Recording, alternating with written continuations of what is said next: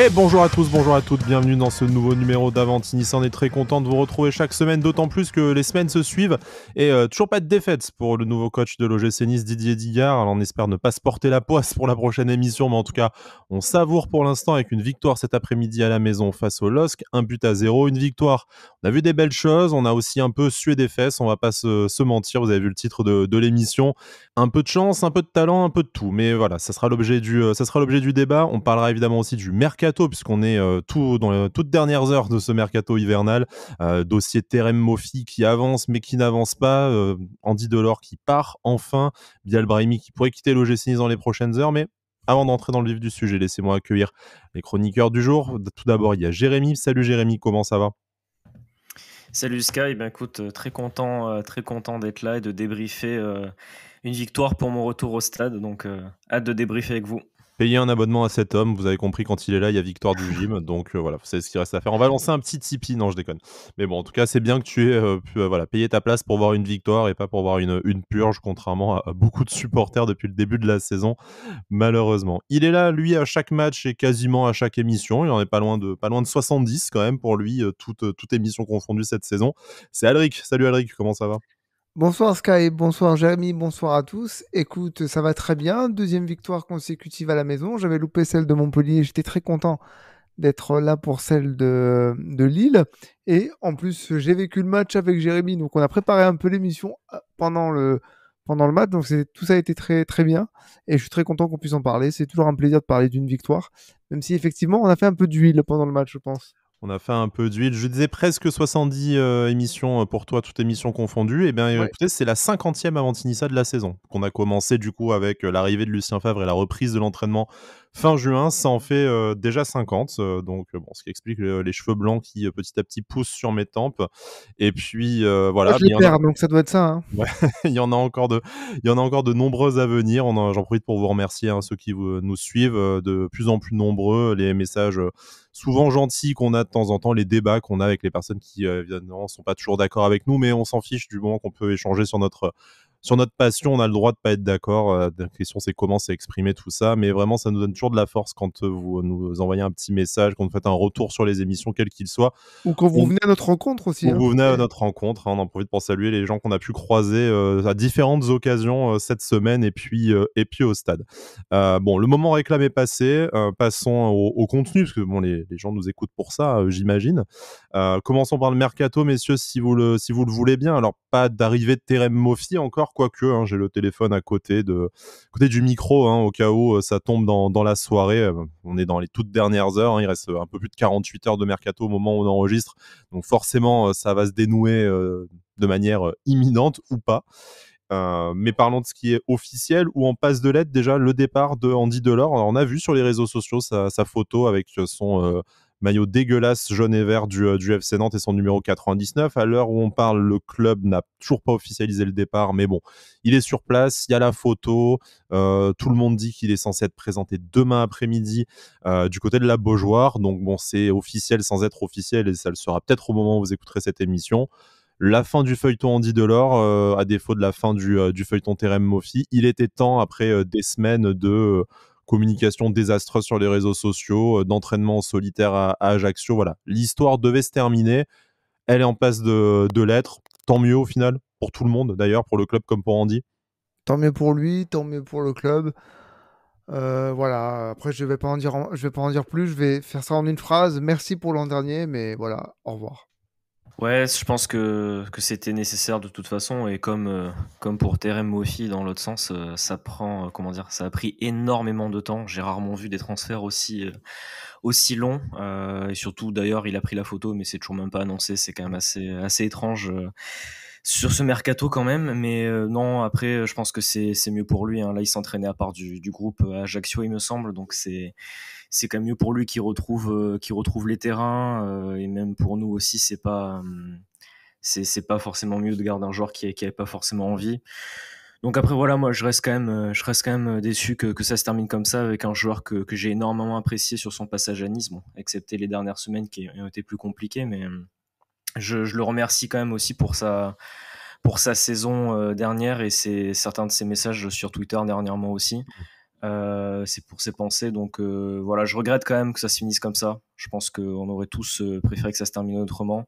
À la fin, on Mais n'est bon, pas très voilà, surpris. j'espère Ça que s'est terminé comme ouais, ça dans tous les clubs où il est passé aussi. Donc, on c'est peut vrai. être déçu sans être trop surpris Mm. voilà, par cette fin un peu en queue de poisson. Alors fin conditionnelle, hein, puisque ben, déjà il faut que ce soit officiel, même s'il se fait pas trop de doute là-dessus. Et puis ça sera un prêt avec option d'achat obligatoire en cas de maintien du FC Nantes. On souhaite évidemment pas de malheur au FC Nantes. Enfin, si globalement on souhaite du malheur au FC Nantes, mais là dans le cas présent, ça serait bien qu'il y ait un maintien pour que ben, au moins le feuilleton en 10 se termine définitivement et qu'il n'y ait pas un nouveau rebondissement l'été prochain. Une option d'achat obligatoire qui serait estimée aux alentours de 5 millions d'euros. Bon, voilà, ça fait une petite moins-value pour l'OGC Nice, mais à la fois sur un joueur de 31 ans, 1 an et demi de la fin de son contrat. On peut pas dire non plus que c'est une opération particulièrement scandaleuse. Puisqu'on parle d'opération scandaleuse, ceux qui ont vu le match cet après-midi sauront pourquoi je fais ce lien logique. Parlons de Bilal Brahimi. Alors Bilal Brahimi qui normalement est censé, selon les informations de l'équipe, être sur le départ pour un prêt jusqu'à la fin de la saison du côté de Troyes. Alors il est quand même rentré en jeu, que l'équipe s'est déjà bien avancée, je ne sais pas. En tout cas, on a vu aussi des vidéos sur les réseaux sociaux tourner comme quoi il aurait confirmé qu'il allait prochainement partir. Donc Alors juste, je viens de voir l'article sur Foot Mercato qui dit que le club ferme la porte à un départ. Ça vient de tomber il y a quelques minutes. Donc je pense que c'est parce que on a peut-être une blessure de Nicolas Pepe à voir, mais apparemment là ça vient de changer. Donc du coup bon, on va voir. Mais c'est vrai que comme tu le dis, enfin moi je pense que ça aurait été mieux pour lui qu'il ait du temps de jeu ailleurs, parce que pour nous il a, comment dire, il gratte des bouts de match par-ci par-là, mais pas assez pour réellement progresser. Après, voilà, je pense que ça aurait été mieux pour lui comme pour nous qu'il ait du temps de jeu ailleurs, vu, comme tu l'as dit, de son entrée. Je pense qu'on y viendra quand on débriefera le match, mais c'était compliqué. Après, voilà, je pense qu'un départ aurait été la meilleure chose. Après, on va voir ce qui se passe d'ici 2-3 jours, et aussi en fonction de l'état de Nicolas Pepe aussi. Oui, effectivement, je pense que dans l'immédiat, sportivement, c'est plus intéressant pour lui de quitter l'OGC Nice pour aller dans un club où il aura peut-être un peu plus de temps de jeu, peut-être un peu plus d'intérêt pour évoluer. Maintenant, je suis trop gentil, Jérémy, en disant que ça a été compliqué son entrée aujourd'hui. Elle a été catastrophique. Moi, je vais être méchant, hein, je pas peur de ça, mais ça a été catastrophique. Je pense qu'il a besoin d'un club et d'un environnement pour apprendre à être copain avec le ballon, parce que c'est très très compliqué. Même dans son comportement sur le terrain, je comprends pas ce qu'il fait. Et donc, ouais, je lui souhaite le meilleur, mais pas à l'OGC Nice.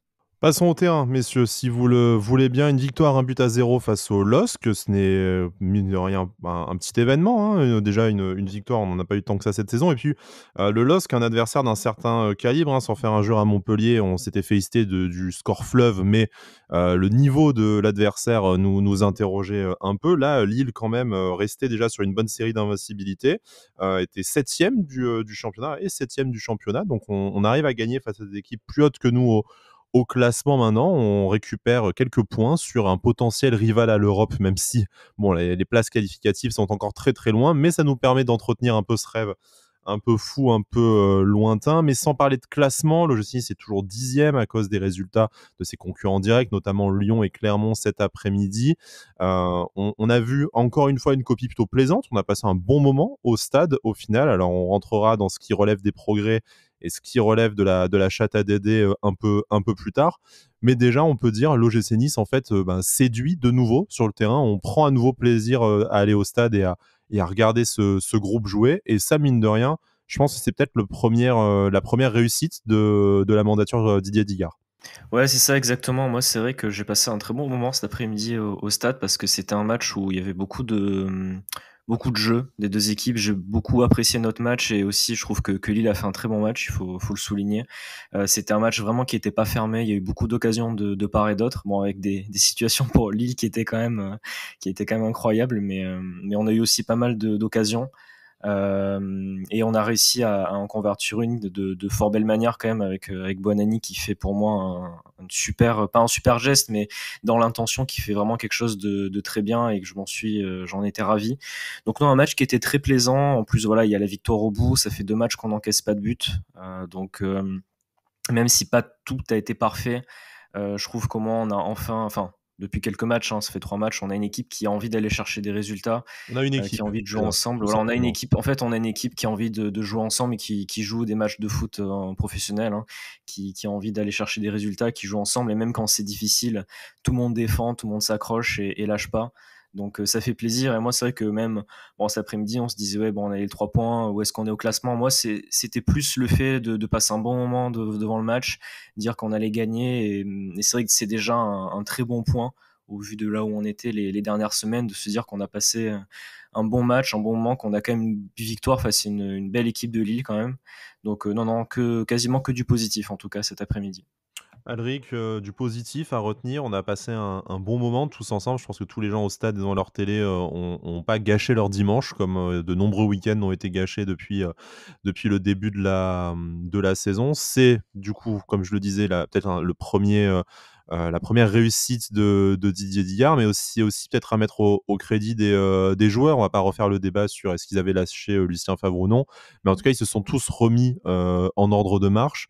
Et on a vu des joueurs beaucoup plus concernés. Jérémy le disait, même dans les moments difficiles, et je pense notamment aux 10 dernières minutes, personne n'a lâché. La solidarité vraiment a fait son effet. Et moi, c'est peut-être un des rares matchs où cette saison, j'ai l'impression en fait d'être fier de cette équipe et d'avoir envie d'aller à la guerre avec eux.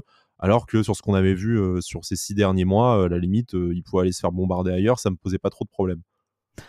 Alors ouais, pour rebondir sur ça, il y a une image, parce que j'ai un petit peu revu le match en rentrant à la maison. Moi, j'aime bien revoir les victoires, moins les défaites, mais les victoires, j'aime bien. En revoyant le match, j'en veux pour preuve que le fait d'avoir une équipe, ça se symbolise par une image qui, à la fin, je sais pas si on n'avait pas fait attention en direct, mais je l'ai revu en différé. C'est que Dante et Schmeichel se sont pris dans les Oui. bras avec vraiment une image, une rage de vaincre de cette victoire, alors qu'on parle de 2 joueurs qui ont fait des coupes du monde, qui ont gagné Ils des ont coupes gagné d'Europe. autre chose que des matchs face à Lille, effectivement. Voilà, et qui ont carrément, on avait l'impression que c'était une victoire en finale de Coupe nationale, ce match contre Lille, alors qu'en fait, non, pas du tout. Et ça symbolise peut-être un renouveau dans l'état d'esprit des joueurs. En tout cas, ça fait plaisir à voir. Ensuite, c'était un match plaisant parce que les 2 équipes se rendaient un peu coup pour coup, même si la maîtrise globale, je pense, était plutôt du côté lillois. On a su montrer un visage solidaire qui est intéressant. C'était pas mal de se frotter à une équipe qui était sur le papier et même dans les résultats peut-être un peu plus forte que nous, en tout cas dans la confiance. Voilà, je suis content, et surtout, moi j'avais envie de les voir, et c'est quand même assez rare pour le souligner cette saison, c'est que j'avais envie de retourner au stade pour les voir, et j'espère, alors, je dis pas que je crois en une qualification en Coupe d'Europe pour la fin de saison, pour l'instant pas encore, mais j'ai envie de les retrouver, et surtout ça donne de la confiance parce que les prochains matchs vont être très compliqués, surtout à Lens, des mercredis. Et si ce match contre Lille est le point de départ de quelque chose de grand, je dis allons-y, tous ensemble. C'était les points à prendre après, avant un déplacement à Lens et un déplacement à Marseille, hein, effectivement une semaine, mais on terminera peut-être l'émission là-dessus qui va être riche en émotions, en enseignements, en enjeux, enfin voilà, plein de choses de cette semaine à 3 matchs. Mais avant de se projeter sur l'avenir, voilà, revenons sur le terrain, messieurs. Donc, une satisfaction globale, on apprécie le nouvel état d'esprit des joueurs. Vous l'avez dit, hein, tout n'a pas été positif et on y reviendra, mais en tout cas, déjà, ça ressemble à quelque chose, ça ressemble à une équipe, ça ressemble à un gym qu'on a envie de soutenir et auquel on a envie de croire pour la fin de la saison. Commençons par les réussites peut-être, hein. Restons sur une dynamique positive. Alors j'ai envie de te faire plaisir, Alric. On va commencer par probablement l'aiglon du match. Bon, pour moi il y en a 2, hein, mais commençons par ton chouchou Kasper Schmeichel. 7 arrêts. Il a longtemps gardé le gym en vie à lui tout seul, notamment en première période où il s'interpose sur 3 ou 4 contre Lillois d'affilée, très clairement sans un Schmeichel décisif et impérial sur sa ligne. L'OGC Nice ne serait certainement pas reparti avec les 3 points aujourd'hui. On l'a beaucoup critiqué, à raison, il nous semblait. Ce n'est que justice aussi de l'encenser quand ça se passe bien. Il y avait un mieux ces dernières semaines, on en avait parlé. Là, très clairement, c'est son match référence pour moi de la saison. Limite, il a fait plus d'arrêts aujourd'hui que depuis le début de la saison. J'exagère un peu, mais en fait, à peine. Est-ce que c'est selon toi l'adaptation qui commence un peu à porter ses fruits et l'effet Didier Digard également, ou est-ce que c'est un épiphénomène et un peu aidé par les attaquants unijambistes lillois? Alors, je vais un peu reprendre les mots de Dante et je m'appuierai dessus pour te répondre. Déjà, Dante, en fin de match, il a dit qu'il se sentait mieux intégré dans l'équipe. Il enlève sa capuche au petit-déj, tu veux dire? Peut-être, hein, et peut-être qu'il les prend, les petits-déj, maintenant. C'est vrai. Non, mais il a l'air d'être mieux intégré dans l'équipe, enfin, en tout cas, selon Dante. Moi, j'en veux aussi pour preuve, comme je le disais tout à l'heure, son attitude sur le terrain parle beaucoup plus. Il a l'air beaucoup plus expressif quand il faut l'être. Et surtout, là, il a l'air de rassurer un peu plus sa défense. En tout cas, aujourd'hui, il a su sortir quand il fallait pour rassurer tout le monde, faire les gros arrêts qu'il fallait, et pas des petits arrêts, hein, pas les arrêts où on dit ah mais c'est sur lui. Non, non, parce que la première arrêt du pied ou l'horizontale en seconde mi-temps sur corner, il y a quelques semaines, il l'aurait pas faite. Donc ça, pour le coup, je suis très content pour lui. Et surtout, c'est ponctué par un jeu au pied toujours aussi fabuleux, parce qu'il y a 2-3 dégagements, encore du petit plaisir. Donc non, que dire? Moi, je pense qu'il est de mieux en mieux. Je pense que un homme comme Didier Digard, qui parle parfaitement anglais, qui connaît la mentalité anglaise, puisqu'il a évolué en Angleterre au début de sa carrière, ça doit l'aider aussi. Voilà, je sais pas s'il sera encore chez nous la saison prochaine, mais en tout cas, s'il finit en bombe cette année, surtout parce que c'est son 5e clean sheet de la saison sur 17 matchs qu'il a fait. Petite stat qui fait plaisir. Je ne lui souhaite que du bon. Et voilà, c'était juste pour rappeler qu'il faut mettre du respect sur un grand joueur comme Kasper Schmeichel. C'est trop facile de le traiter de gros lard quand on perd et de pas l'encenser quand on gagne. Jérémy, on sait que le retour de Marcin Bulka se rapproche, mais n'est pas franchement imminent, hein, au moins 3 semaines, et après on verra si, du coup sa blessure, cicatrise bien, et surtout si l'appréhension, disparaît. Donc bon, sans parler de fin de saison, en tout cas on risque d'être avec Kasper titulaire au moins jusqu'à la fin du mois de février, et ça devrait déborder jusqu'à mars peut-être.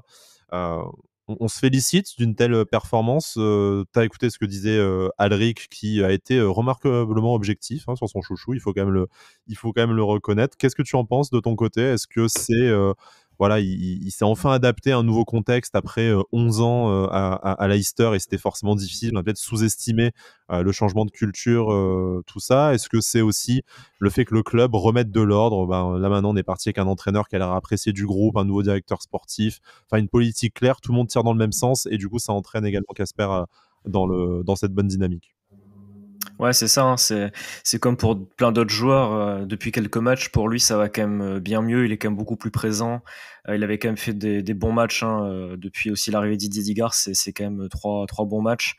Là, c'est vrai qu'il a quand même fait un très très gros match, hein. Les arrêts qui sortent en première mi-temps sont quand même exceptionnels, hein, parce qu'il y a plusieurs fois où, quand on a pris des contres, il y en a un où Jean-Claire Todibo perd le ballon au milieu de terrain. C'était les 10 secondes les plus longues de ma vie, où je me suis dit, bon, est-ce qu'il va y avoir Vu au ralenti ce contre. Et il sort, ouais, ça a duré l'après-midi, ce contre.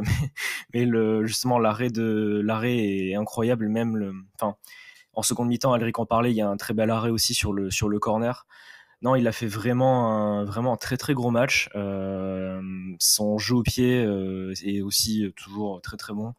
À un moment donné, il a fait justement, c'était je crois l'arrêt sur une frappe de Timothy Weah, et après il lance, il fait une reprise de volée, il lance Diop en profondeur. Là, j'ai dit bon, là il est chaud. Donc non, c'était un très très bon match de sa part, et c'est vrai que c'est avec Buonanni entre les deux sur la première place pour les longs du match, ça c'est sûr et certain. Je suis content que le club ne l'ait pas lâché, parce que j'ai rien contre Marcin Bulka, mais il est encore absent pour un moment. Et je suis content qu'on ait réussi à garder concerné Kasper Schmeichel, parce que si aujourd'hui on n'avait pas un Schmeichel concerné, pas un Marcin Bulka parce qu'il était blessé, on serait quand même pas mal dans la panade. C'est tout ce que je voulais dire.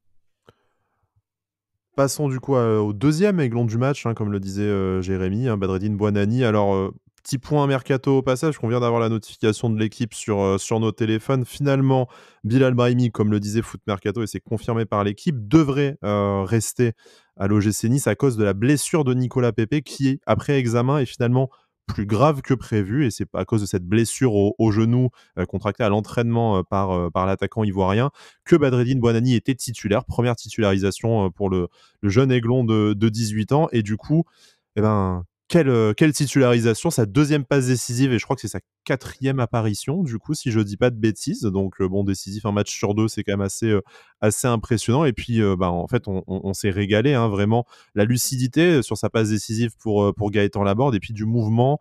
Il s'est vraiment joué de ses adversaires lillois en 1 contre 1. Collectivement, il a été précieux. Vraiment une super réussite. On n'en doutait pas trop. On était un peu perplexe devant le refus de Lucien Favre de le faire jouer. Là, maintenant, avec ce qu'on voit aujourd'hui, on se dit que ce refus était carrément criminel, mais sans s'enflammer non plus. C'est un jeune joueur et c'est compliqué d'enchaîner les matchs, mais vu sa prestation de cet après-midi, on a vraiment de quoi être très très optimiste sur la suite de la saison et sur la suite de la carrière de Badreddine Bouanani. J'ai vraiment beaucoup aimé son match et je suis content qu'il confirme un petit peu les bribes de match qu'on avait vues de sa part, qui étaient quand même très bonnes, parce que son entrée à Reims et à Montpellier aussi, contre Montpellier aussi, était très bonne. Moi, ce qui m'impressionne chez ce joueur, donc au-delà de son talent technique, on va dire, c'est surtout le volume de jeu qu'il a pour son âge. On dirait il a 17 ans, on dirait qu'il a 5-6 ans de plus, en fait, je trouve, dans sa manière de jouer, dans les choix qu'il fait.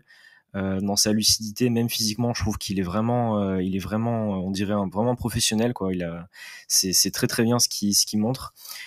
Sur le but, moi je trouve déjà ce qui est important, c'est que il va faire un pressing sur Cabella, mais c'est pas un pressing je reste à 10 mètres et je fais semblant de mettre le pressing. C'est je vais vraiment sur Cabella, je vais le gêner, donc ça paye. Et en plus sur l'action, il fait la passe à Gaëtan Laborde. Moi je pensais qu'il allait essayer de frapper pour marquer son premier but, en professionnel. Et il a eu la lucidité de faire la passe à Gaëtan Laborde pour assurer le but. Je trouve que c'est pas un détail, hein, justement, mais c'est quelque chose qui est très important, qui montre la mentalité du joueur.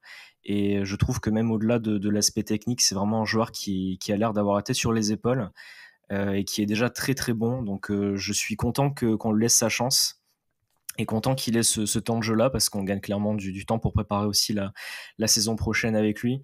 Donc non, que du positif pour ce très jeune joueur. Il faut pas oublier qu'il a 17 ans, donc je pense il sera pas aussi bon à tous les matchs, hein, je pense. Mais en tout cas, c'est très très prometteur, et je suis quand même très content qu'on ait pu d'ailleurs le prolonger jusqu'en 2027. Donc c'est vraiment super. 2027, c'est l'année phare du début du projet, puisque Todibo et Hicham Boudaoui ont été prolongés aussi pour ça, jusqu'à cette date. Donc non, moi, pour revenir rapidement sur Bonani, j'ai adoré, parce que un joueur très spontané, et ça fait du bien. Quand il faut envoyer une grosse praline de loin pour viser la lucarne, il le fait. Quand il faut faire un décalage, il le fait. Moi, j'ai adoré le fait qu'il fasse sa passe à Gaëtan Laborde, parce que c'est une preuve de maturité pour son jeune âge. Comme tu dis, il a pas cédé aux sirènes de marquer son premier but en professionnel. Donc c'est très bien. Peut-être parfois un peu trop spontané, parce qu'il y a une action qui nous a fait très peur, mais qui vient d'une talonnade ratée au milieu de terrain, si je dis pas de bêtises. Donc voilà, il y a encore, je pense, quelques trucs à travailler, mais c'est que du bon. De toute façon, il avait montré que du bon en rentrant en cours de match à Reims et contre Montpellier. Donc maintenant, il faut enchaîner. On va dire que le malheur des uns fait le bonheur des autres. Je pense qu'avec l'absence de Nicolas Pepe, on le verra peut-être un peu plus souvent. Donc voilà, j'ai hâte de le revoir dès mercredi, j'espère. Nicolas Pepe blessé, alors bon, peut-être que des informations supplémentaires tomberont pendant la suite de cette émission. J'adore cette espèce de faux effet direct, mais on n'y est pour rien, hein, vraiment. Là, c'est pour Bilal Brahimi, tout et son contraire sont tombés depuis les 20 minutes où on a commencé l'émission. Mais bon, voilà, vous le saurez probablement avant d'écouter notre podcast. Nicolas Pepe, comme on disait, voilà, une blessure plus grave que prévu, pour reprendre les mots de l'équipe. Alors, on ne sait pas ce que ça veut dire, mais on imagine que du coup, c'est une absence de plusieurs semaines, si on en est au point de bloquer Bilal Brahimi. Alors très clairement, ça fait le bonheur de Badreddine Bouanani. En tout cas, ça fait probablement son bonheur au niveau carrière et niveau accroissement de temps de jeu. Est-ce que pour vous, comment dire, quel impact ça Nicolas Pepe, on a été très critique avec lui parce que beaucoup de ratés, mais à la fois beaucoup d'occasions procurées. Meilleur buteur du club, si je dis pas de bêtises, cette saison, toute compétition confondue. Là, on a Badreddine Buonanni qui arrive, mais qui est encore très jeune. Bon, beaucoup de talent. Il a même réussi à faire marquer Gaëtan Laborde. Moi, je dis quelle meilleure preuve de son talent aujourd'hui. Mais blague à part, est-ce que pour vous, du coup, on se dit, c'est un peu l'occasion, ça va lui permettre d'avoir du temps de jeu, de jouer. Nicolas Pepe, de toute façon, ne va pas rester à l'OGC Nice, donc dans 4 mois, il est parti. Comment est-ce que vous analysez cet enchaînement de faits? Est-ce que pour vous, ça a peut-être aussi un petit côté pervers de trop exploser le petit Buonanni d'entrée? Est-ce que ça implique peut-être une recrue de dernière minute pour stabiliser l'effectif, voilà, pour réagir à chaud à cette nouvelle d'absence a priori de longue durée de Nicolas Pepe.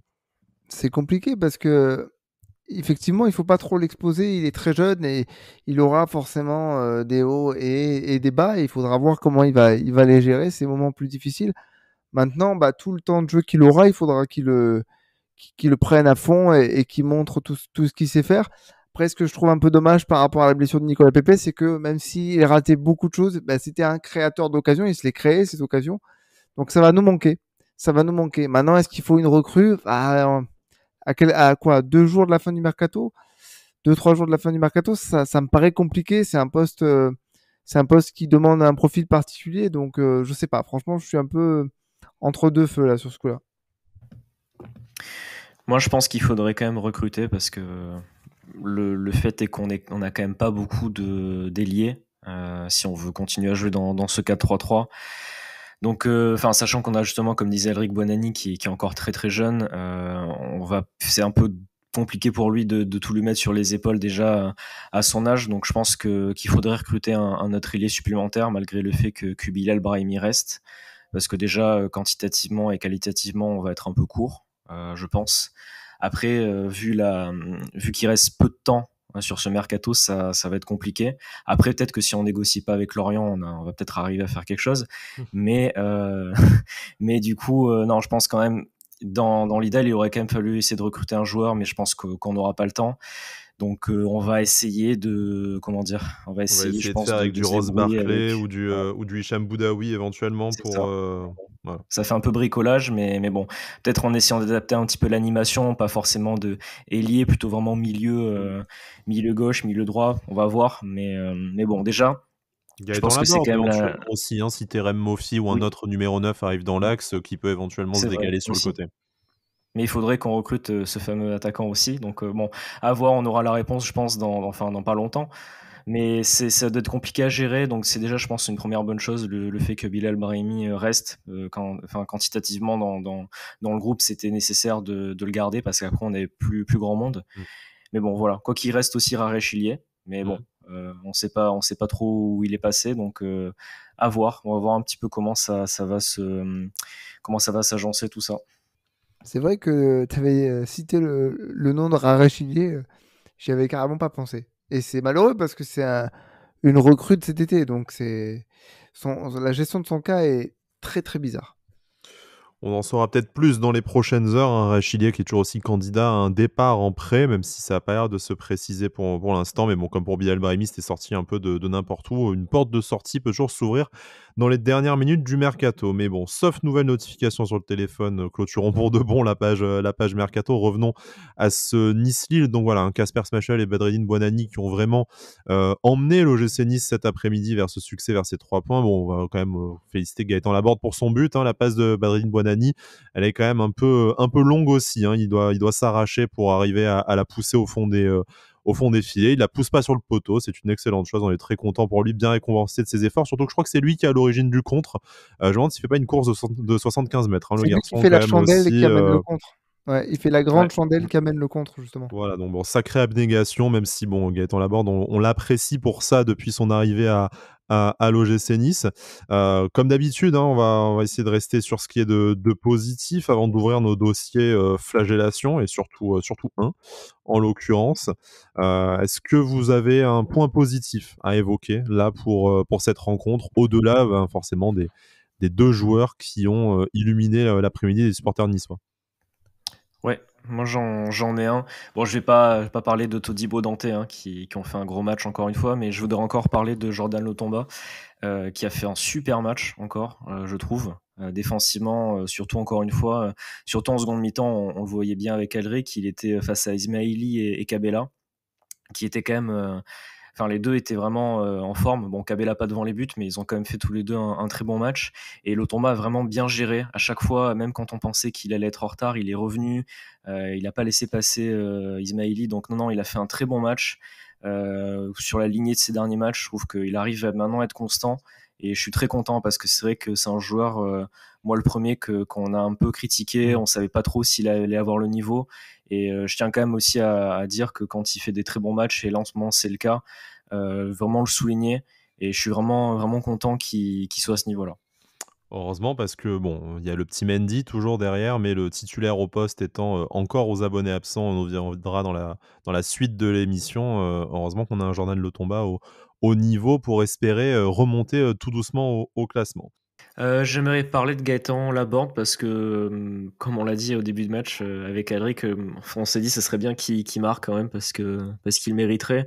Et je suis très content que ce soit lui qui nous rapporte la victoire aujourd'hui parce que c'est quand même un joueur où il y a quelques matchs où il est vraiment passé à côté et ça allait pas, mais en règle générale, il reçoit pas beaucoup de ballons et la preuve aujourd'hui, il en a reçu un bon, hein, quasiment, hein. Sinon, il a souvent des longs ballons qui sont pas très précis. Donc, bon, c'est quand même compliqué pour un attaquant après de faire quelque chose avec ces ballons-là. Mais je trouve que dans la débauche d'énergie, il a fait encore un super match parce qu'en fin de match, il avait joué 90 minutes et il y en avait surtout un à côté qui bougeait quasiment pas alors qu'il venait de rentrer depuis 10 minutes. Mais lui, il avait joué tout le match et il faisait les efforts. D'un côté à l'autre, il courait, il essayait de compenser. Donc vraiment un joueur courageux qui donne tout sur le terrain et je suis quand même très très content qu'il ait pu marquer aujourd'hui sa récompense de ces efforts-là. On va voir si, enfin je l'espère, hein, qu'on recrute un attaquant, si c'est Terem Moffi ou pas. Mais vu le départ d'Andy Delors, là on a plus que lui en avant-centre. À voir si j'espère que son temps de jeu va pas forcément baisser. Mais en tout cas je suis très content qu'il ait pu marquer aujourd'hui parce que c'est largement mérité pour lui. Alric, bon, tu n'as pas le droit de parler de Kasper Schmeichel, hein, on l'a déjà fait, c'était déjà beaucoup. Qu'est-ce qui t'a plu? Eh ben, j'ai un peu spoilé en off au stade, mais la rentrée de Youssouf N'Déchimier, j'ai réussi à le dire en une fois. Non, il m'a impressionné, moi, physiquement. Il n'a pas fait des choses exceptionnelles, mais il est rentré, il a mis un tampon. J'ai dit, OK, je valide. OK, mais c'est ce qu'il me fallait, en fait.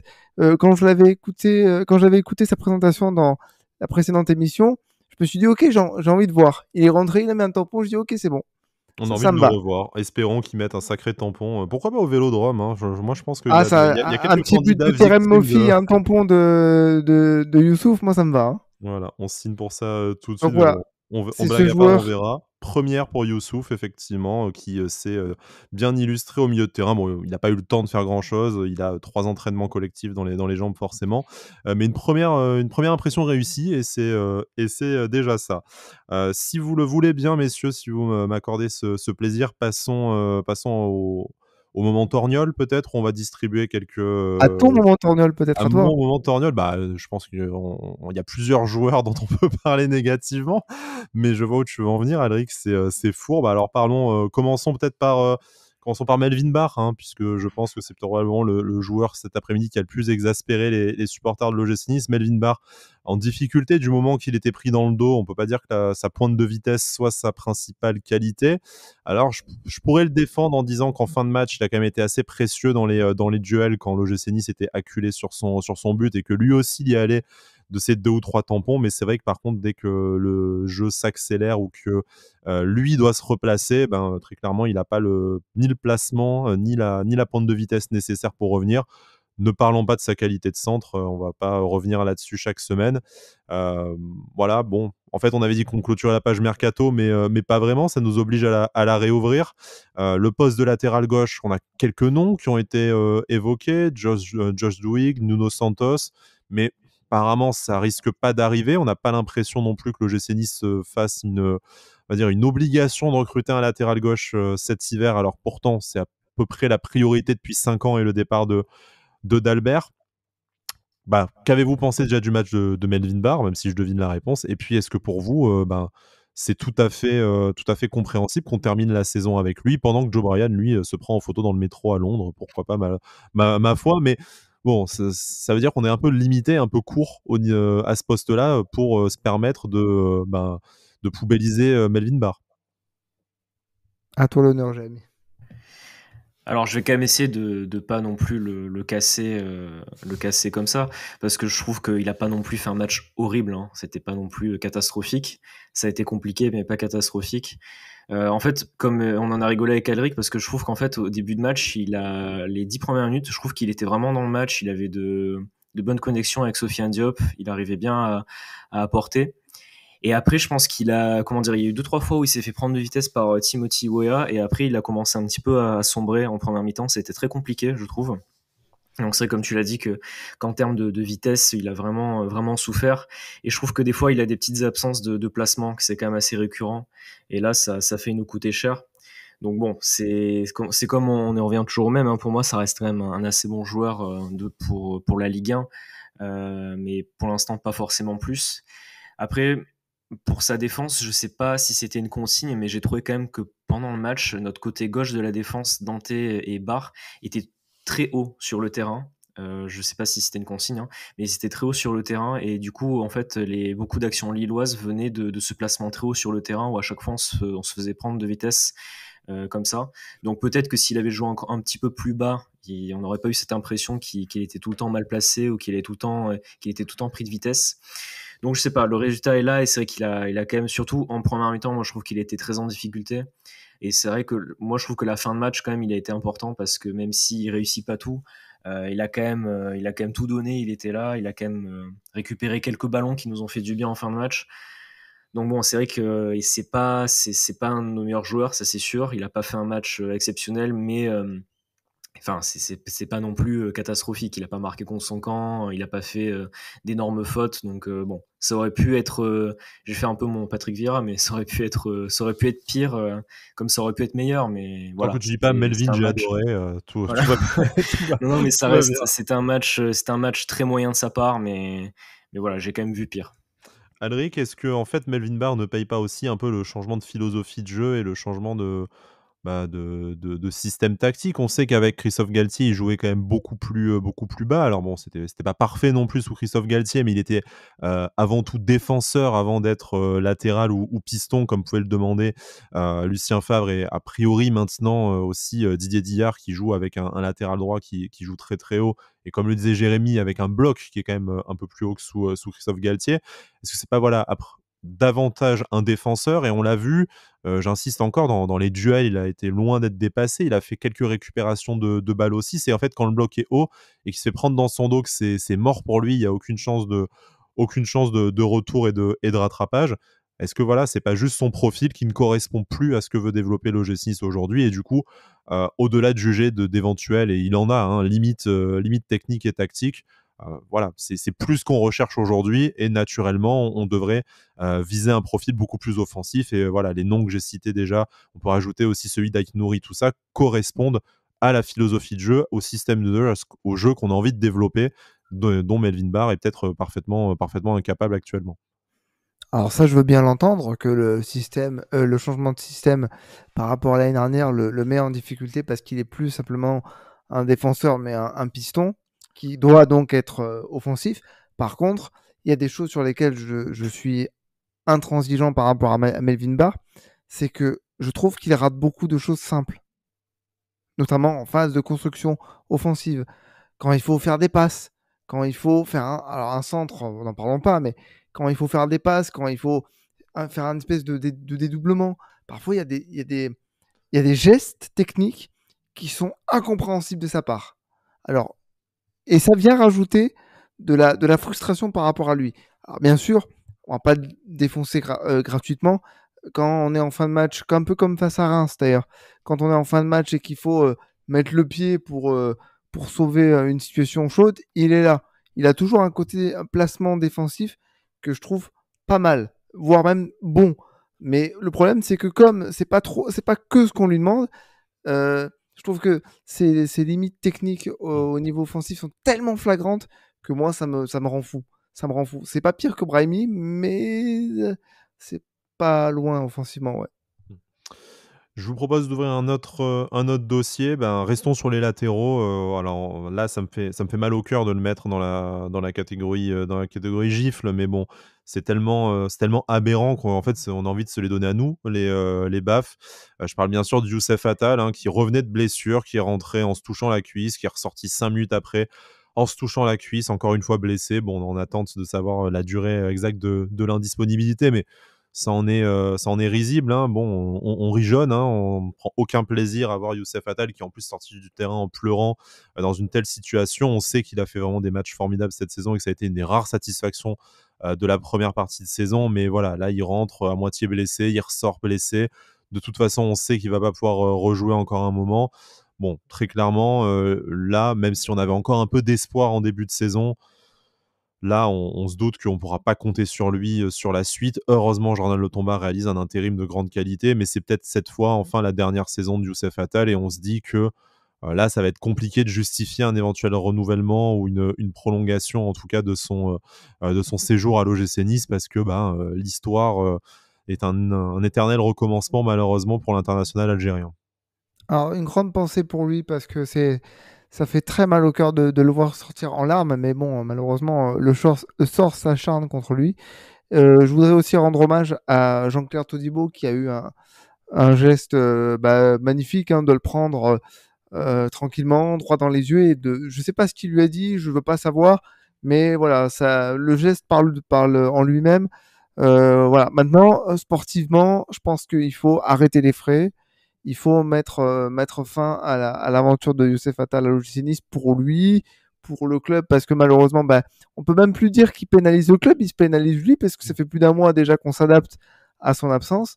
Alors c'est un fantastique joueur quand il est à 100%, mais là, jouer 15 minutes et se claquer, en plus tout seul, c'est même pas sur un contact ou sur une mauvaise réception, c'est juste tout seul.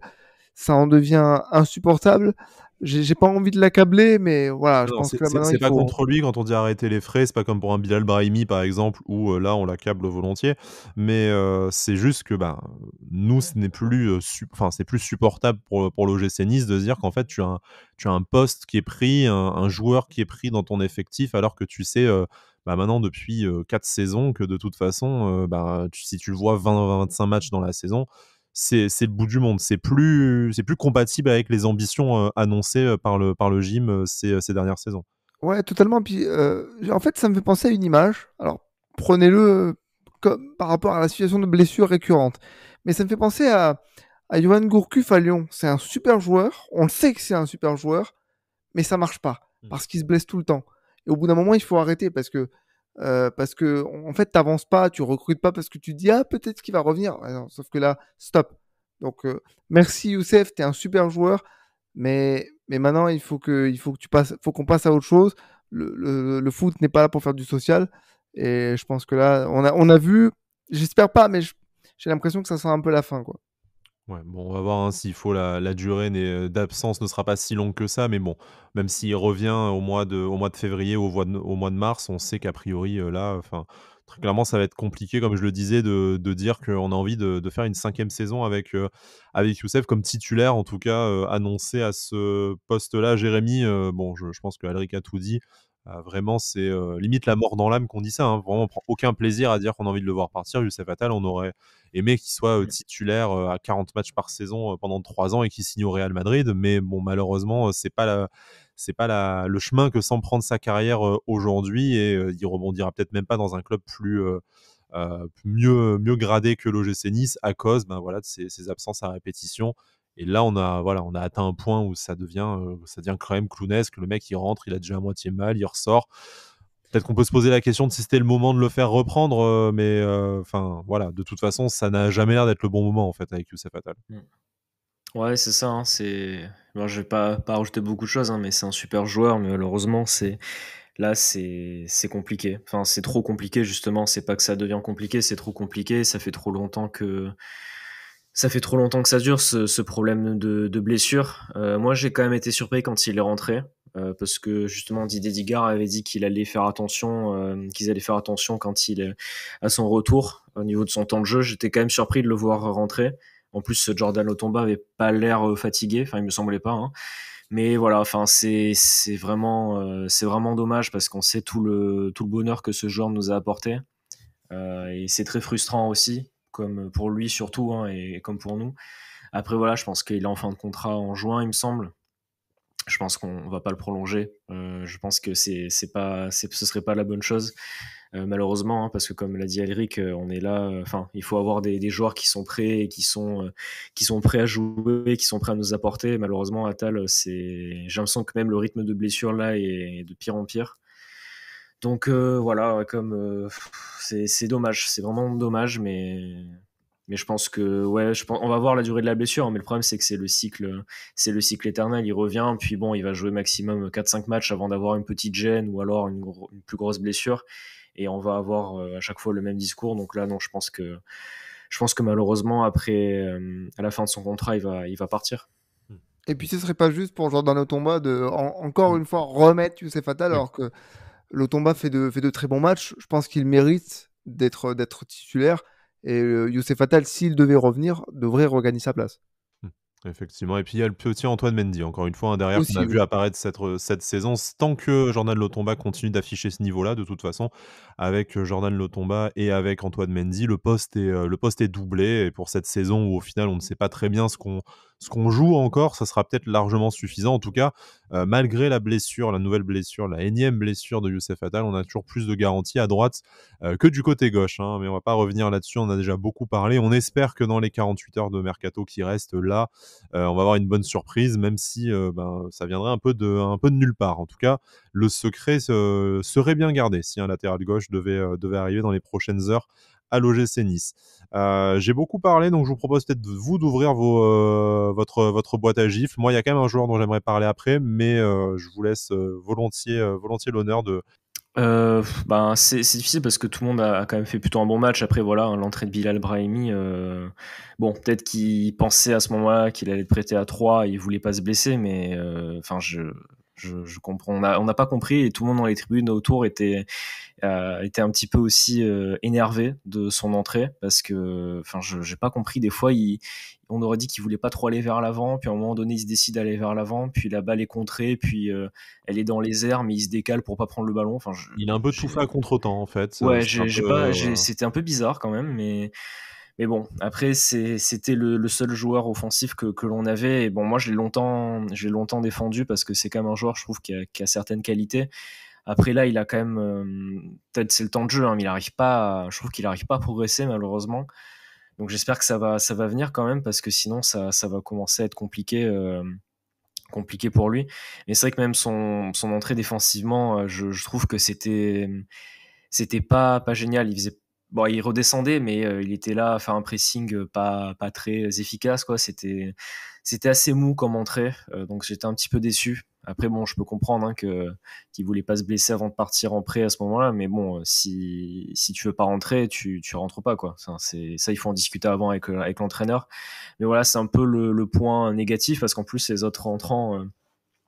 autres entrants, je trouve, ont fait une très bonne entrée. Enfin, les 3 autres, parce que bon, Youssef Attal est pas resté beaucoup, mais les 3 autres entrants, Rosario, Ndei Chimie et Barclay, ont fait une très bonne entrée, je trouve. Donc bon, c'est dommage en tout cas, mais bon, peut-être qu'avec le temps de jeu qu'il aura en seconde partie de saison, il va progresser, je l'espère pour lui en tout cas. Alric? J'ai déjà torpillé Brahimi, donc je peux en rajouter gratuitement. Je pense que toi et moi, on a le même joueur en tête. Moi, je pense à Aaron Ramsey, et toi? Voilà, donc je vais te le laisser. Je vais te le laisser. Non, rapidement, je vais te poser la question. En fait, j'ai du mal à comprendre à quoi sert Aaron Ramsey. C'est jamais mauvais, parce que tu vois, il fait pas d'énormes fautes, d'énormes pertes de balles, tout ça.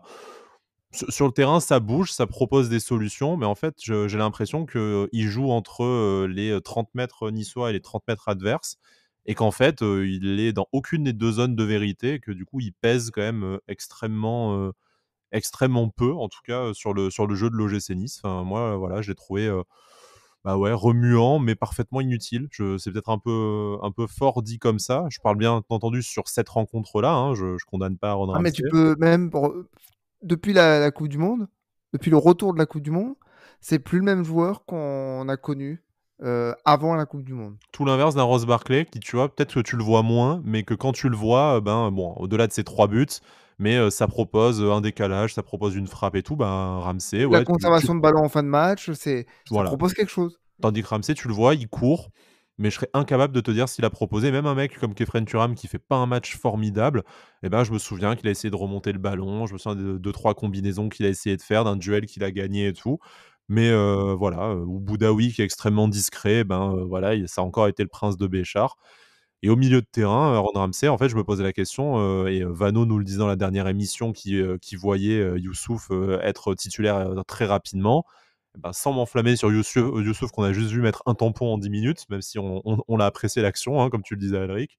Bah, c'est vrai qu'en fait, Ramsey, j'ai l'impression que des 3 du milieu de terrain, c'est peut-être celui qui serait le plus prompt à laisser, sa place de titulaire à un autre joueur. Jérémy, si tu veux conclure là-dessus, je sais pas, si tu as un avis particulier sur Aaron Ramsey ou une explication à nous donner, parce qu'on a l'impression que son influence sur le jeu de l'OGC Nice est extrêmement limitée. Ouais, rassuré de voir que vous avez un peu le même avis que moi. À un moment donné, même, je me suis énervé quand il a loupé l'occasion en seconde mi-temps parce que, enfin, il a eu 2 frappes. La première, je comprends pas pourquoi il centre pas. Et en plus, il frappe dans un angle complètement fermé, il tire au-dessus. Et la deuxième, surtout, c'est une super passe de Kefren Turam. Il est bien placé, il a le temps et il s'en mêle complètement les pinceaux pour après tirer sur le gardien. Et j'ai eu peur à un moment donné qu'on regrette cette occasion-là. Donc ouais, comme tu l'as dit, en fait, justement, il est au milieu. Je trouve qu'il fait beaucoup de courses, donc ça aide en phase défensive. Mais en fait, ouais, comme tu le dis, il apporte pas vraiment en fait plus. Moi, j'attendrais de ce joueur-là justement qu'au milieu, il nous aide à tenir le ballon par sa capacité technique justement dans les petits espaces, aussi sa vision de jeu, à faire des passes en profondeur, des choses comme ça. Là, je l'ai trouvé, en fait, il garde jamais le ballon assez longtemps. Il n'y arrive pas trop, donc Il fait jamais de c'est passe un match. clé non plus, hein, parce que tu Ouais, pourrais te voilà, dire, c'est ça. tu le vois pas, mais en numéro 10, il te fait une passe, laser, qui t'emmène dans la surface, mais non plus, donc Pourtant, c'est Et ce que lui justement, demande de plus en plus Didier Digard, hein. Mmh. D'après ce que disaient les commentateurs de Prime Video, c'est qu'il demandait à ce qu'il soit un peu plus en phase offensive déterminant. Et il l'est de moins en moins, et c'est navrant.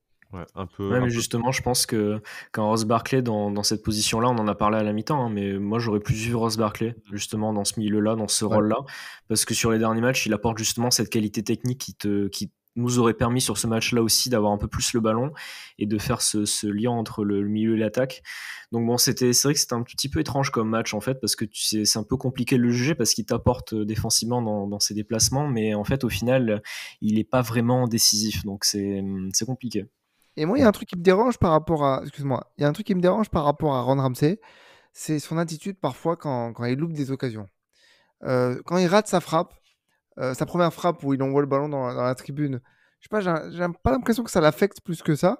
Et ça se remarque une deuxième fois lorsque il loupe son face-à-face, qui est un but, hein. Normalement, c'est un but tout fait, t'es seul face au gardien, ça doit rentrer, tu lui tires pas dessus, quoi. Et ben, il en sourit, mais on dirait que il Ouais, a pas l'air d'être trop dégoûté, quoi. on dirait le sourire que tu fais quand tu rates un but, que tu fais un foot avec tes potes. Et encore, moi, je pense que je rate le même, je râle un peu plus que lui. Mais Bah ouais. Et ça me dérange pour un joueur de sa classe, en fait. Ça me donne de plus en plus l'image du mec, bon, je suis revenu parce que contractuellement, j'avais pas le choix, mais en fait, je m'en bats la race, quoi. je suis content, jouer au foot, ça me plaît, mais après, au final, le reste, ça m'intéresse pas beaucoup plus que ça. Bon, on va peut-être pas juger ses intentions comme ça, mais c'est, l'impression C'est qu'il peut l'image donner, qu'il renvoie, en tout cas. effectivement. Je suis d'accord avec toi. Bon, après, il y a une question de gestion de l'effectif aussi, hein. Peut-être que Ross Barkley, va être aussi, conservé pour, jouer davantage, de minutes face à Lens et face à Marseille, qui sont les 2 gros matchs de la saison. Et je vous propose, messieurs, justement, de clôturer cette émission, là-dessus. Une semaine à 2 matchs, ça faisait un peu longtemps, et pas n'importe quel match, hein, face au deuxième et au troisième du championnat, les 2 à l'extérieur. Un vrai test, hein, après Lille, qui était peut-être, une première, mise en bouche, face à un adversaire de calibre européen. Là, on va affronter ce qui se fait de mieux en France derrière le Paris Saint-Germain. Tout point pris serait, on va peut-être même dire un exploit, hein, on va pas avoir peur des mots. Très clairement, si tu prends des points, à Bollaert ou au Vélodrome, là, je pense que tu peux t'en satisfaire. Mais d'un autre côté, si tu veux encore avoir des ambitions dans cette saison, tu vas pas pouvoir te contenter d'un ou 2 points, il va falloir aller chercher mieux. Comment, en quelques mots, est-ce que vous voyez cette semaine à venir, et si vous deviez vous, mouiller un pronostic de points sur ces 2 matchs? 4 points, ça serait bien. Alors, ce serait même très très bien. Par contre, est-ce que tu penses que tu vois ces 4 points? Ouais, peut-être à Marseille. Peut-être à Jérémy? Marseille avec le côté plus rivalité, plus il y a quelque chose qui fait qu'à Marseille, j'y crois un peu plus. À Lens, ça me paraît presque impossible. Je veux dire, aucune équipe n'a pris de points à Bollard cette saison. C'est aussi D'image et simple que victoire. ça. Aucune équipe n'a Oui. réussi ça. Donc, un point, ça serait bien. À Marseille, j'ai envie de croire à une victoire. Et puis, de toute façon, si tu sors invaincu de cette double confrontation, bah, ça veut dire qu'il y a vraiment quelque chose qui a changé avec Digard. Et pour le coup, je suis presque prêt à dire que tu peux avoir confiance en cette fin de saison. Oui, du Là, coup, ça tu sera auras vraiment plus rien deux. à craindre d'aucune équipe du Ouais, championnat c'est si ça. effectivement. Digard aura été l'homme de la situation, il nous qualifiera en Europe, et puis voilà. Mais voilà, ce sera que après cette double confrontation qu'on pourra avoir des certitudes. Ouais, bah en fait, cette semaine avec ces 3 matchs-là, c'est clairement le tournant de la saison, hein, parce que c'est là où tu peux te rapprocher un peu des équipes de tête ou alors définitivement rester derrière. Là, cette victoire contre Lille, elle te donne un petit peu d'espoir, elle te donne le droit d'espérer. Après, moi, j'ai quand même envie d'espérer quelque chose sur ces 2 matchs-là, parce que j'ai vu les matchs de Lens et Marseille hier. Alors Lens, bon, qui a fait match nul à 3, ils ont loupé énormément d'occasions, mais ils ont quand même été un tout petit peu plus en difficulté que d'habitude. Et au vu de notre forme, on va dire actuelle, de notre état d'esprit, j'ai quand même envie de croire quelque chose. Je vais pas là-bas en me disant bon, on va perdre 3-0 et c'est fini. Et après Marseille aussi, le match hier contre Monaco, ils ont joué une mi-temps sur deux, hein, parce que la première mi-temps de leur côté était quand même très moyenne, voire très mauvaise. Après, ils se sont un petit peu réveillés en seconde mi-temps grâce surtout à Alexis Sanchez. Mais je me dis que en plus c'est une semaine à 3 matchs, justement, ces équipes-là aussi vont être un peu fatiguées comme nous. Mais je me dis c'est peut-être l'occasion d'aller chercher quelque chose. Donc c'est difficile de faire un pronostic en termes de points, mais moi j'y crois quand même. Je crois aller chercher des résultats, au moins un sur ces 2 matchs. Et ça pourrait confirmer justement tout le bien que cette équipe est en train de faire en ce moment. Et puis bon, si Boudaoui est titulaire, on perd pas. Donc tant qu'il est là, ça va. Effectivement, et puis on aura peut-être des recrues, hein. Normalement, on en aura, Terem Moffi ou pas, latéral gauche ou pas. On verra ça dans les prochaines heures. Il reste 2 jours de toute façon, donc ça va très très vite se décanter. D'ici la prochaine émission, vous nous retrouverez jeudi dans la soirée sur toutes les plateformes habituelles, hein, YouTube, Apple Podcasts, Deezer, Spotify, Audible, un peu voilà, toutes les plateformes audio possibles et imaginables. Merci beaucoup Jérémy, merci beaucoup Alric de m'avoir accompagné dans cette émission un peu décousue, hein, avec le feuilleton, le live mercato de Bilal Brahimi. Mais bon, écoutez, hein, de toute façon, c'est les joies de l'enregistrement. C'est qu'on n'est pas toujours complètement à jour, mais qu'on s'adapte un peu en condition du direct. Merci à vous. On se retrouve très vite pour ces 2 matchs très très importants. Merci à Didier Digard pour la série d'invincibilité et jusqu'au prochain match. Issa Nissa. Issa Nissa. Issa Nissa.